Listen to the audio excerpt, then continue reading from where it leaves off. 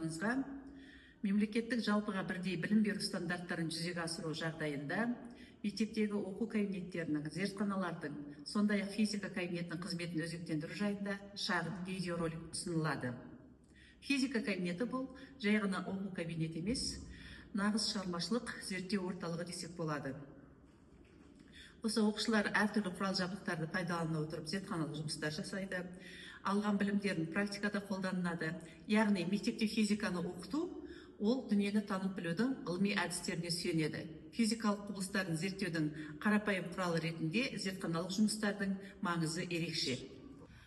Әрбір жаңа оқу жылының басында зертханалық жұмыс жасамас бұрын зертханалық жұмыстың талаптары оқушыларға түсіндіріледі. Яғни жаңа қайталап айтып өткеніміздей, зертханалық жұмыс шағын ғылыми зерттеу дедік.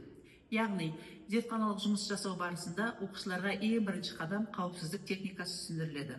Яғни оқушылар қауіпсіздік ережелерін мұқият білуі керек, құрал-жабдықтарды дұрыс пайдалану, мұғалімнің нұсқауын орындау және осы құрал-жабдықтардың дұрыс сақталуы жөнінде оқушылар қауіпсіздік техникасымен танысады. Әрбір зертханалық жұмыс бастамас бұрын оқушылар қауіпсіздік техникасының ережелерімен танысады. Яғни бұрынғы кездерде қауіпсіздік техникасының ережелері стендтерде жазылып, мектеп қабырғасына ілініп тұратын. Енді қазіргі заманауи талаптарға сай біз осы қауіпсіздік техникасының ережелерін QR код арқылы жазып қойдық. Зертханалық жұмыс барысында оқушылар өз телефондарымен қауіпсіздік техникасының ережелерімен таныса алады.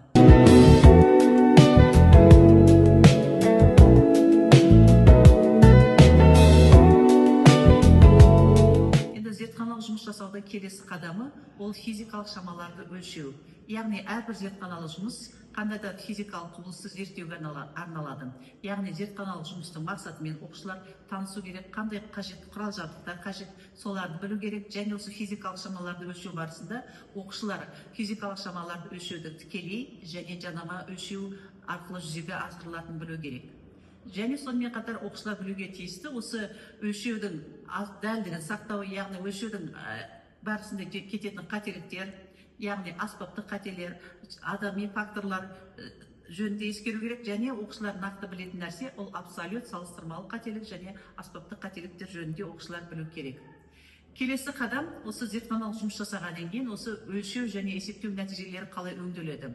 Алынған мәліметтер кестеге енгізіледі, есептеулер жүргізіледі.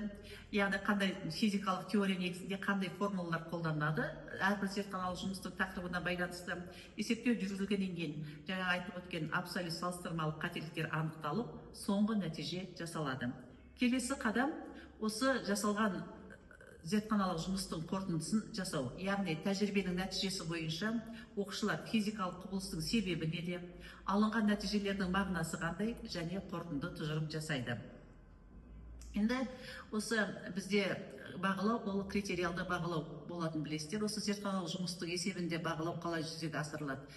Әрбір оқушының жыл басында зертханалық жұмыс жасау үшін жеке жұмыс дәптері немесе арнайы папкалар, парақтар арналады.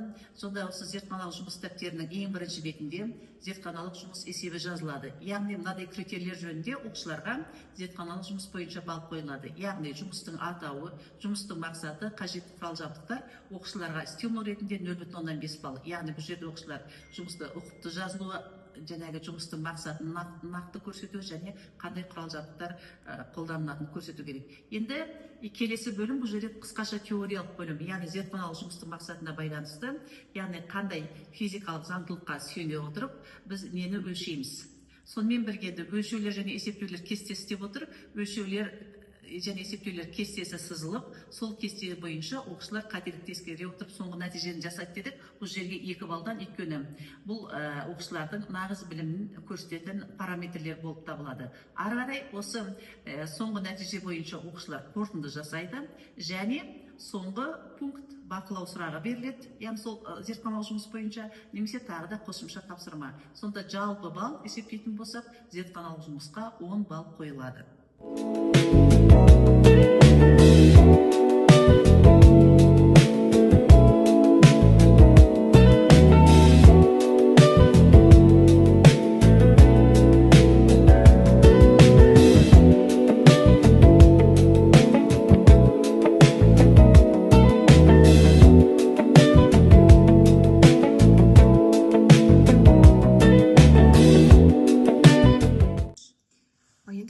кезегімізде берілген қарапайым электр тізбегі арқылы тізбекте қосылған кездегі өткізгіштерде болатын теорияны біз практикалық іс жүзінде көрсеткіміз келіп тұр.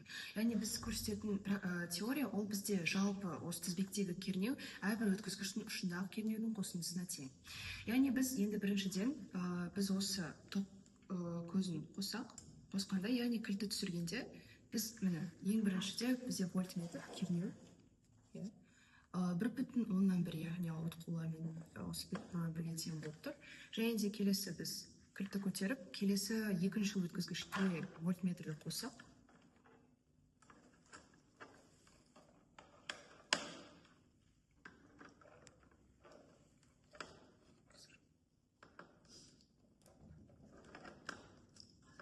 енді кілтті түсіргенде бізде кернеуіміз 0,7, 0,6 ауытқулармен бізде. Ал енді біз осы электр тізбегіндегі жалпы кернеуді өлшесек, бізде яғни екінші өткізгіштің екінші ұшына қоссақ, бізде кернеуіміз 1,7, яғни дәл осы айтылып кеткен екі өткізгіштің ұшындағы кернеудің қосындысына тең болады.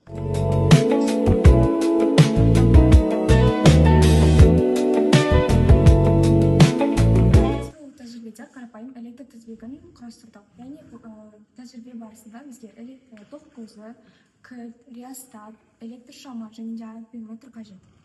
Электр тізбегімен жұмыс жасаған кезде басты нәрсе амперметр мен ток көзінің полюстері бір-біріне сәйкес келу керек. Яғни плюсы плюсына, минусы минусына. Яғни бұл тізбекте ең басты құрылғылардың бірі ол реостат болып табылады. Яғни біз реостат арқылы ток көзінен келетін ток күшін реттей аламыз.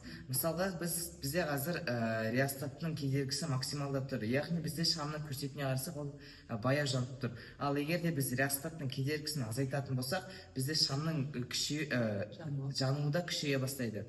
Және де оған қоса келсек, бізде амперметрдің де көрсетуі өзгереді. Қазіргі кезде әрине физика кабинетінде зертханалық жұмыстар, практикалық, эксперименттік тапсырмалар көптеген құрал жабдықтардың көмегімен тікелей жасауға болады. Сонымен қатар қазіргі ғылым мен техниканың дамыған заманында бізге мұғалімдер үшін таптырмас көмекші әртүрлі электронды, виртуалды зертханалық жұмыстар өте көп. Солардың бірімен қазір осы біз жаңа жасаған электр тізбегінде жасалған тәжірибені Зере келіп виртуалды түрде, виртуалды зертхананың көмегімен түсіндіріп берсін. Енді біз алдында жасалынған екі құрал жабдықтар арқылы жасалған тәжірибені біз виртуалды зертханада жасай аламыз. Яғни бізде бұл жерде бірнеше резистор берілген, және де осы біздегі электр тізбегінде тізбекте жалғаған екі резистор беріліп тұр. Осы екі резистордың әрбір резистордың ұшында параллель бізде жалғаған екі вольтметр берілген. Ал енді мынау үшінші вольтметр, ол бізде екі резистордың ұштарындағы кернеуді өлшеп тұр, яғни осы тізбектегі жалпы кернеу. Және де осыған қоса біздің тізбегімізде кілт берілген, яғни осы тізбекті тұйықтау үшін реостат, яғни кедергіні біз бақылай алатын үшін, және де ток күші ол бізде, яғни амперметр арқылы біз ток күшін өлшей аламыз. Енді біз осы тәжірибені жүзінде көрсек, кілт арқылы біз тұйықтап жатырмыз. Енді бізде шамалар беріліп тұр, яғни осы тізбектегі жалпы ток күші бізде 1,50 амперге тең болып тұр. Ал енді бізде U1 және U2, яғни осы екі резистордың ұшындағы кернеулер 6 вольт және де 3,175 вольтқа тең болып тұр. Ал енді біз білетіндей тізбекте қосылған резисторларда бізде вольтметрлерді, яғни екі кернеуді қосқан кезде жалпы кернеу олардың 9,175 вольтқа тең болып тұр. Ал енді біз осы берілген шамалар арқылы яғни Ом заңын жазып жіберсек, яғни I тең U бөлінген R. Ал енді осы жерде біз жалпы кедергіні табу үшін біз формуланы келтіргенде R тең U бөлінген I деген формуланы шығарамыз. Ал енді біз R жалпы тапқанда бізде U 9,175-ке тең болып тұрса, E жалпы бізде 1,5. Яғни осы жерден бізде 6,5 жалпы кедергі шығады. Ал енді бәрімізге белгілі болғандықтан бізде екі резистор тізбекте қосылған кезде бізде ток күші әрбір резисторде тең болады. Яғни осы арқылы біз әрбір резистордағы кедергіні таба аламыз. Яғни сондықтан біз алдында жазып кеткен формуланы қолдансақ, яғни R1 ол бізде U1 бөлінген E-ге тең болады. Яғни бізде U1 6 ғой. Ал И бізде 1,5. Яғни біздің бұл 4 аңшылық. Ал R2 дәл осы формуламен тапқанда ол 2 бөлінген И. Ол 2 бізде 3,175 бөлінген 1,5. Бұл жерден бізде 2,5. Біз алдында осы шығарған кездегі R жалпы, яғни осы тізбектегі жалпы кедергіні біз дұрыс таптық па? Соны біз тексерсек, яғни R жалпы бізде R1 қосылған R2-ге тең болады. Бұл жерде 4 қосылған 2,5, яғни 6,5. Яғни бізде осы алдында шығарған бізде R жалпыны жауабы бізде яғни дұрыс екенін біз дәлелдеп тұрмыз.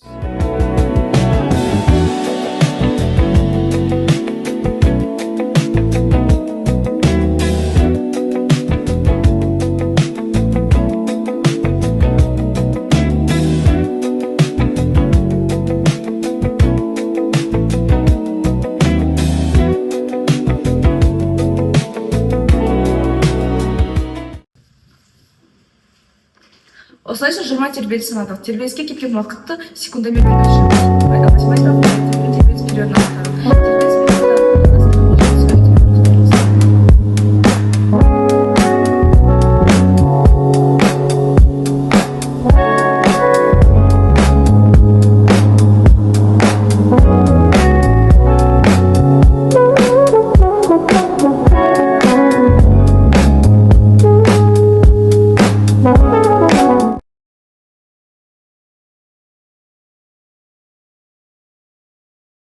Сонымен ұсынылған видеоролик оқу кабинетінің мүмкіндіктерін, оның жабдықталуын және білім беру үдерісін тиімді ұйымдастырудағы маңызын көрсетеді.